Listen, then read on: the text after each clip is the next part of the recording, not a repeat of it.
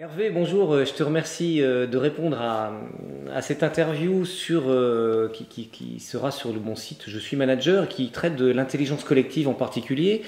Il y a quelque temps, tu m'as fait intervenir dans un grand port de la façade ouest française. Est-ce que tu peux dire quel était ton métier, ta responsabilité, quelques chiffres à l'époque, puisque tu as maintenant changé? Oui. Alors, bonjour Laurent d'abord. Alors en fait dans ce grand port, je suis arrivé pour mettre en place une nouvelle méthode de management par projet qu'on a réalisée avant ton intervention. L'idée était de passer d'un management pyramidal à un management beaucoup plus transversal qui faisait travailler ensemble en fait toutes les parties prenantes autour des différents projets de développement du port. Quelques chiffres. Avant la mise en place de la méthode, on naviguait aux alentours d'une quinzaine à 20 millions d'euros d'investissement. Et après la mise en place de la méthode, on naviguait entre 40 et 50 millions d'euros d'investissement avec un personnel identique. L'idée de ton intervention, c'était de prolonger justement les éléments de méthodologie sur des aspects liés à la planification, qui était un peu le parent pauvre de la méthodologie qu'on avait mise en place. Alors, pourquoi justement alors, il s'agissait de mettre en place un quai et puis une station d'épuration. Oui. Pourquoi faire intervenir quelqu'un à l'extérieur? Il y avait combien de participants? Quel type de profil? Alors, donc ces deux projets-là avaient été sélectionnés comme étant des projets types, puisque enfin, le principe d'un port, c'est de construire des quais. La station d'épuration, c'était quelque chose d'un peu complexe qu'on ne connaissait pas, qu'on ne savait pas faire préalablement. Donc la méthode de management par projet voulait que toutes les parties prenantes en fait de ces différents projets soient présents lors de cette formation-là. Sur chacun des projets, il y avait une dizaine de participants qui venaient de milieux différents. Il y avait des commerciaux, des techniciens, des gens en charge de toutes les prérogatives environnementales. Il y avait des financiers. Je crois que c'est à peu près tout. Alors, c'était vraiment un atelier en intelligence collective. Comment ça Oui. s'est passé? Qu'est-ce que tu penses qu'on a pu bâtir? Quel a été le feedback des participants?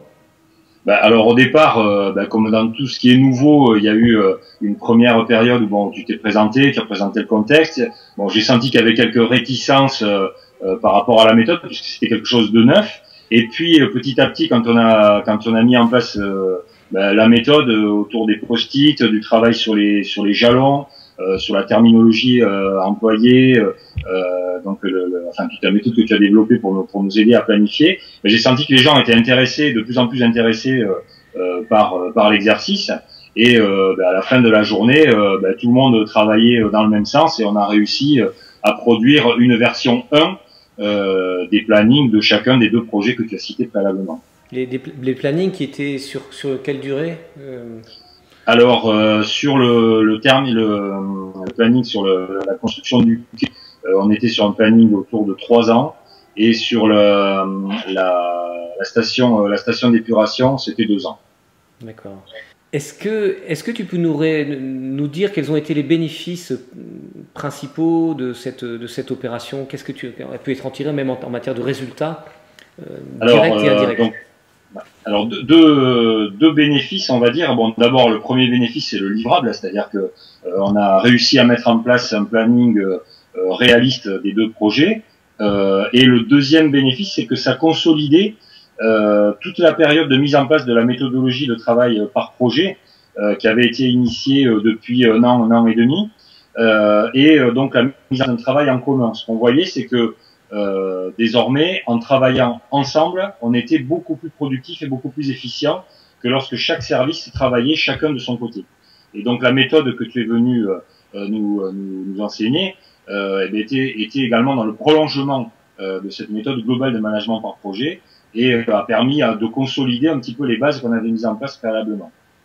D'accord. Et tu penses qu'en effet, il y a un bénéfice particulier à l'intelligence collective, c'est-à-dire plutôt qu'un chef de projet qui va en étoile voir les différents contributeurs, mettre les personnes ensemble, créer un événement on est capable de produire quelque chose? Oui, ben, sans nul doute.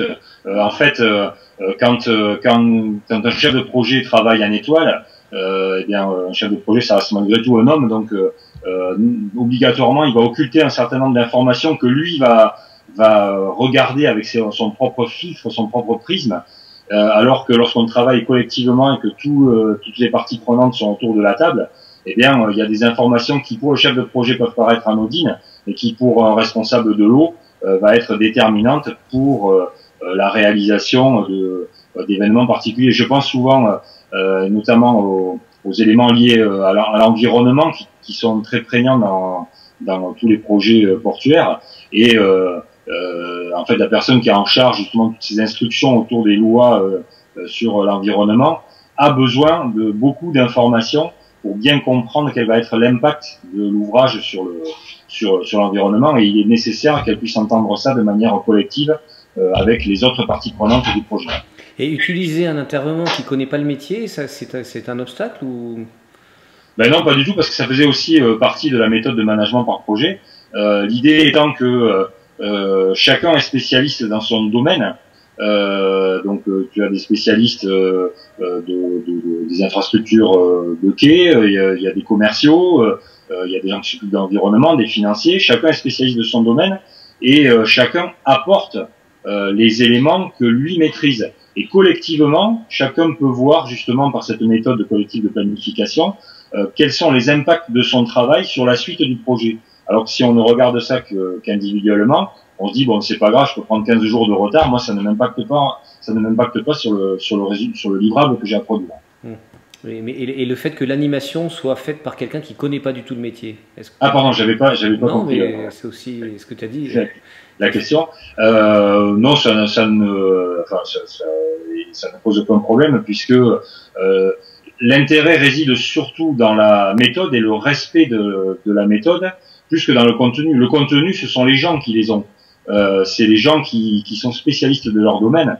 Après, il faut quelqu'un qui soit garant du suivi de la méthode. Et ça, c'était important que quelqu'un d'extérieur puisse animer la réunion. D'ailleurs, par la suite, lorsqu'on a réalisé de nouveaux plannings, ce sont des gens qui n'étaient pas forcément dans le projet, mais qui avaient été formés à la méthode de planification qui pouvaient intervenir. Donc tu dis aussi qu'il y a eu de l'appropriation de la méthode. Oui, il y a eu l'appropriation. Donc il y a eu d'autres projets qui ont été comment dire, planifiés sur ces bases-là. Depuis j'ai quitté l'entreprise, donc je ne sais pas comment ça se passe, mais il y a eu d'autres projets. Mais tu as conservé quelques enseignements à titre personnel? Oui, alors vraiment ce que j'ai retenu. Alors bon, le travail collectif, j'étais déjà convaincu. Donc ça n'a fait que conforter ce que je pensais. Pour le reste, ce que j'ai retenu, c'est effectivement de travailler beaucoup sur les jalons et puis de faire confiance donc aux spécialistes de chacune des parties prenantes, des activités concernées par le projet. Eux sont les sachants et ensuite, il suffit de bien ordonnancer tout ça pour arriver à un travail collectif intéressant. Ok, merci beaucoup Hervé pour ce témoignage, parce que je pense qu'il est très éclairant pour comprendre l'intérêt de l'intelligence collective, de faire confiance, comme tu viens de le dire, à tous les sachants, mais en mettant tout ça en musique. Donc merci beaucoup de ton témoignage. Eh bien, merci Laurent. À bientôt. À bientôt.